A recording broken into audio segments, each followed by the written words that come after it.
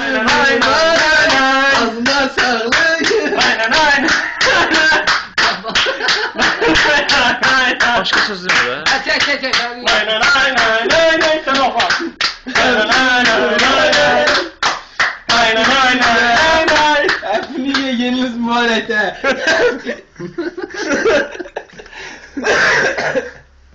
Be. Aa bu ne de?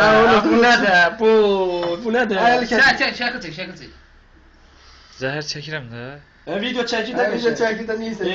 şekil çek. Ben de bir şekil neyim? Ne şekil? El kesme. Belə. O elinden tut örgütleri hanımdı. Şəkil çək, xalo. Sən təkcə bir dənə özə çay süzmüsən. Süzür Bu. alırsan süzdə. Ha bu yaddan çıkıp Allah'ıma ölüm verme. Allah bu güzel olan yat say süzden haber ne? Sen yalan yere neye çekirəm ki? Oy ne qəşəng işdir ha bu. Nə çəkim ona? Gəlin ola bilər ha. Pa sen gedən ev xoşbəxtdir ana. Polnu kişi doydurmanı bilmirəm indi. Evi dolandıra bilərsən qaqa. Evi pon. 3 qaynata, 3 qaynana, hamısı səninlikdir. Bu nə var? Bu girdallah, sən kimsən? Məndən bir sözün də bunu. Sən buradasan. Qaqa, ad günün mübarək olsun. Nə bilim, ha? Söz duymuram, ad günün mübarək olsun. Ad gününə sağma. Dünən axşam yedik, bugün də çayını içirik. O gün olsun, gəlin bəy tortundan çay içək. Nə bilim, qismət olar da inşallah. Dedim bizə halal süslənmiş bir tapa bildik.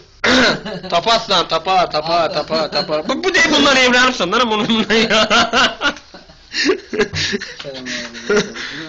Dostlar sağ olasın, yaxşı olar. O söhbət yox, qəsd istəyəcəm. Ya, tam.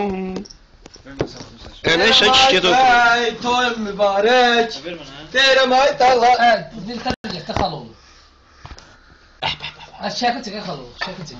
Şəkil qoy çəksin qadınalım. Çək qadınalım, çək. Əlindən də bu su düşürü burada. Belə geçmiş siktir öldü. Camı sağ. Estağfurullah, züreysən qadına. Mən pulunu geliştim ya. Ha, camı sağ bir də şuraya gidiyor. Bu nədir? Ayağı pasov şeydi o, tez getməlidir. Gəl pasov şey işi gör yine. Gedib, fasılar sən bundan aşağı Gəl ha.